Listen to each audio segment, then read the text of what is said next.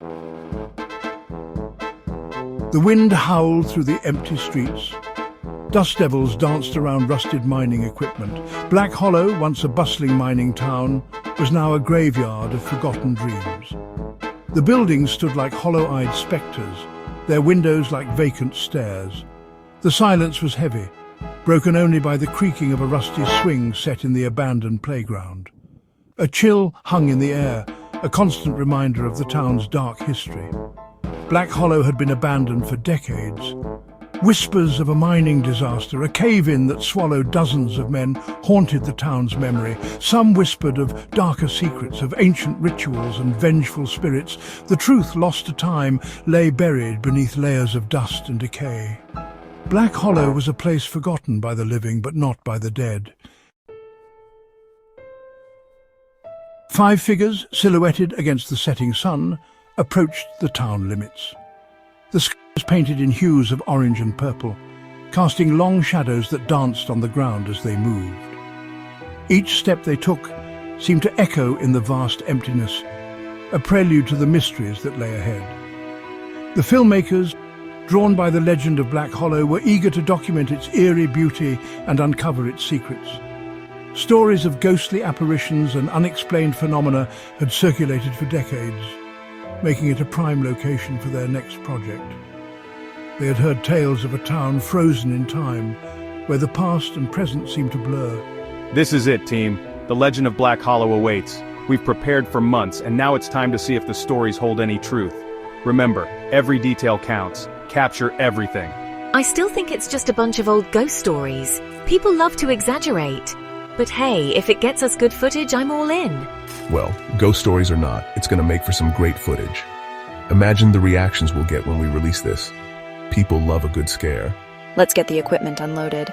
We don't have much daylight left. The sooner we set up, the better our chances of capturing something extraordinary. Remember, safety first. This place has been abandoned for a reason. Watch your step and stay together. We don't want any accidents.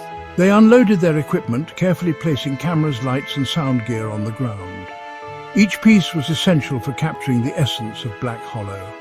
Their voices echoed strangely in the stillness, bouncing off the old crumbling buildings. It was as if the town itself was listening, waiting. The air grew colder as dusk settled over Black Hollow. The fading light cast eerie shadows, making the town appear even more mysterious and foreboding. The wind picked up, whistling through the gaps in the buildings. It sounded almost like whispers, as if the town was trying to communicate with the newcomers. A sense of unease settled over the group, a feeling that they were not alone. Every creak and rustle seemed amplified, making them glance over their shoulders. They set up camp in the old town hall, its dusty windows overlooking the deserted street. The building, once a hub of activity, now stood as a silent witness to the passage of time. As darkness fell, so did the temperature. The chill in the air was palpable, adding to the already tense atmosphere. The team huddled together, their breath visible in the cold night air, ready to face whatever the night might bring. The first night was the longest. The wind howled outside, rattling the windows of the town hall. It was as if the very air was alive, carrying with it the voices of the past, whispering secrets long forgotten.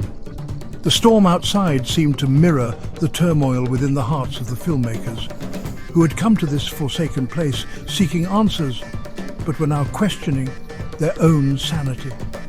Inside, the filmmakers huddled around a flickering lantern, their faces drawn and pale. The light from the lantern cast eerie shadows on the walls, making the room feel even more claustrophobic. They spoke in hushed tones, their voices barely audible over the howling wind.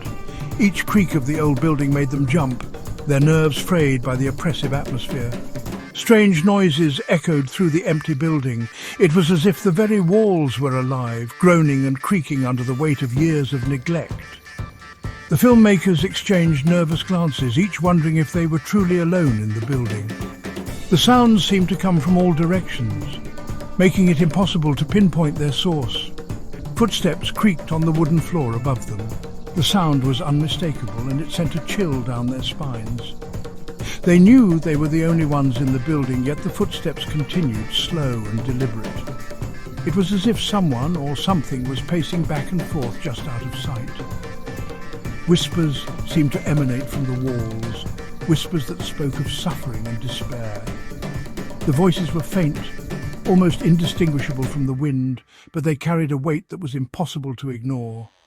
The filmmakers strained to hear, trying to make out the words, but the whispers remained just out of reach, like a half-remembered dream.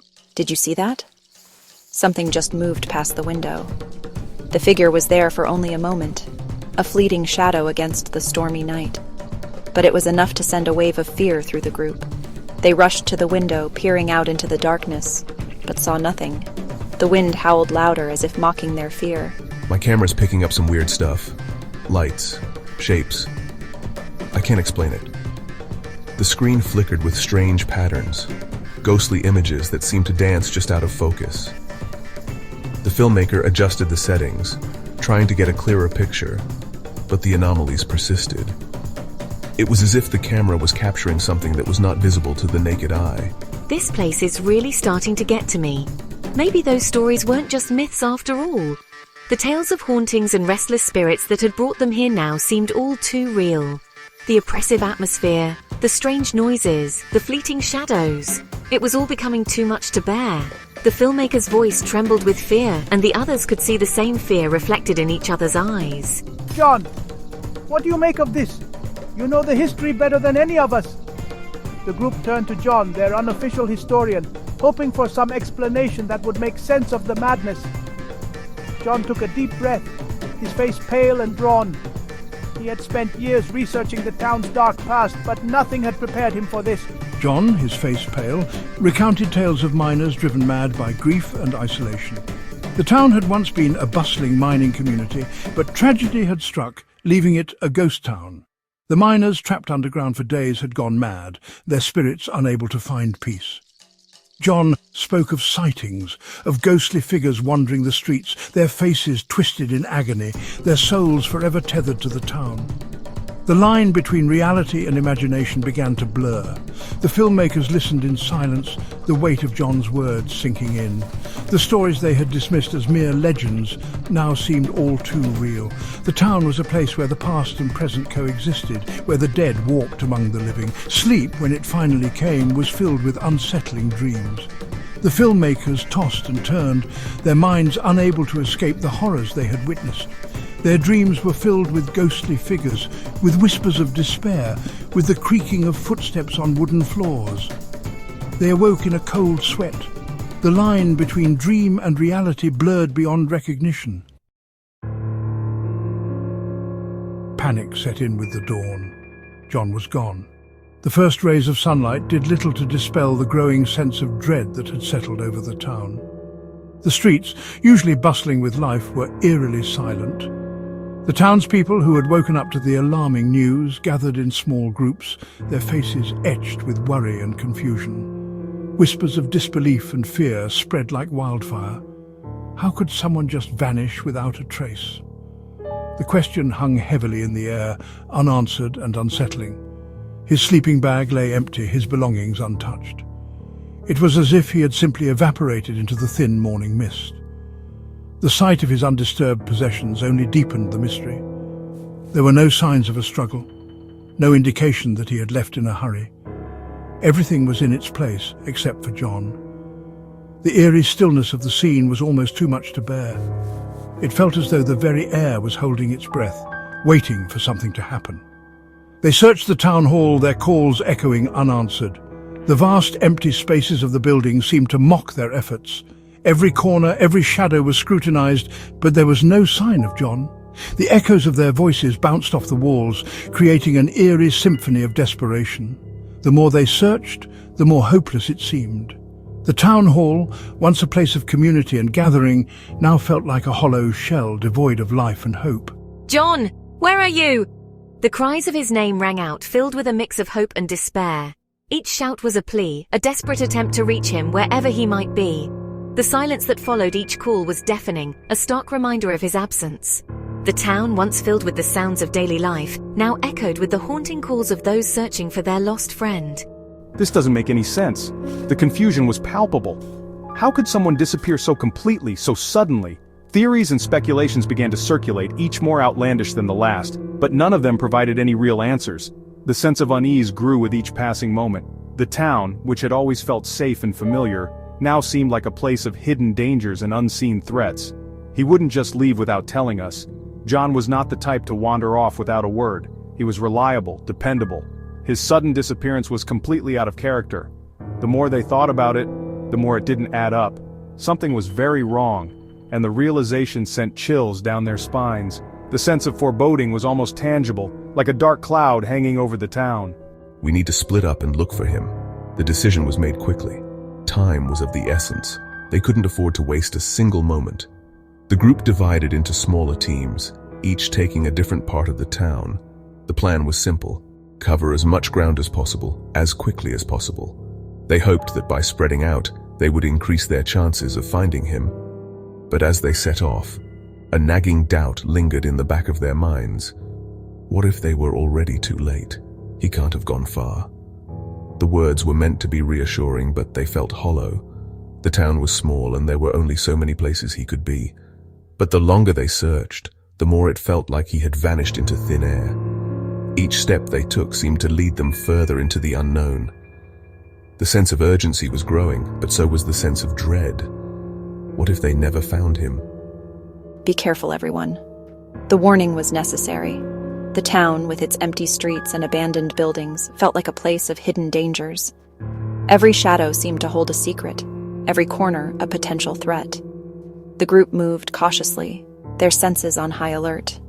They knew they had to be careful, not just for their own safety, but because they couldn't afford to miss any clues. Every detail, no matter how small, could be important. Stick together and keep your radios on. Communication was key. They needed to stay in touch, to share any information they found. The walkie-talkies crackled with static, a constant reminder of their connection.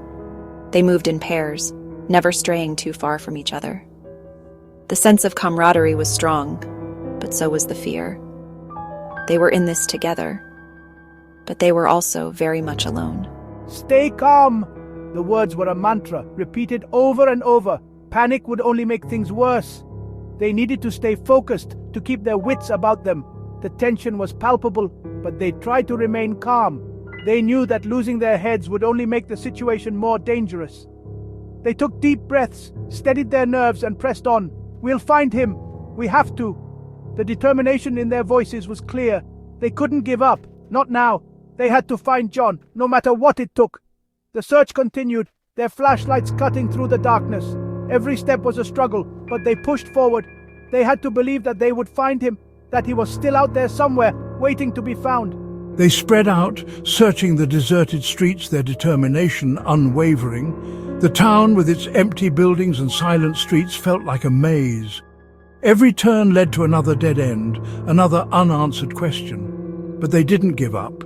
They couldn't. The search was exhausting, both physically and emotionally, but they pressed on. They had to find John. They had to bring him back. Their voices growing more frantic with each passing moment. The sense of urgency was palpable. Time was running out, and they knew it. The calls for John became more desperate, more pleading. The silence that followed each call was a stark reminder of their growing desperation. The town, once a place of safety and community, now felt like a prison, trapping them in their fear and uncertainty. The town, once eerily beautiful, now felt menacing, its emptiness suffocating. The overgrown vegetation and dilapidated buildings added to the sense of decay and abandonment. The town, which had once been a place of life and activity, now felt like a ghost town. The emptiness was overwhelming, a constant reminder of their loss. The beauty of the town had turned into something dark and foreboding. A place where anything could happen. The sun, a pale disk in the sky, offered no warmth, no comfort. The cold, desolate town felt even more lifeless under the dull sun. The light, instead of bringing hope, only highlighted the bleakness of their situation. The sun, usually a symbol of life and warmth, now felt like a distant, uncaring observer. The town, under its pale light, seemed even more desolate and abandoned. They found no trace of John, no sign of a struggle. It was as if he had simply vanished. The lack of any clues was both baffling and terrifying. How could someone disappear so completely without leaving any trace? The more they searched, the more it felt like they were chasing shadows. The sense of hopelessness was growing, but they couldn't give up. They had to keep searching, no matter how futile it seemed. No sign of a struggle. The streets were empty, devoid of any signs of life. It was as if the town itself had swallowed John whole. The lack of any evidence was maddening. They searched every corner, every alley, but there was nothing. The town, with its empty streets and silent buildings, felt like a labyrinth with no exit. The sense of frustration was growing, but they couldn't stop. They had to find him. It was as if he had vanished into thin air. The realization was both shocking and terrifying. How could someone disappear so completely without a trace? The more they thought about it, the more it didn't make sense. The town, with its empty streets and abandoned buildings, felt like a place of hidden dangers and unseen threats. The sense of unease was growing, but they couldn't give up. They had to keep searching, no matter how hopeless it seemed.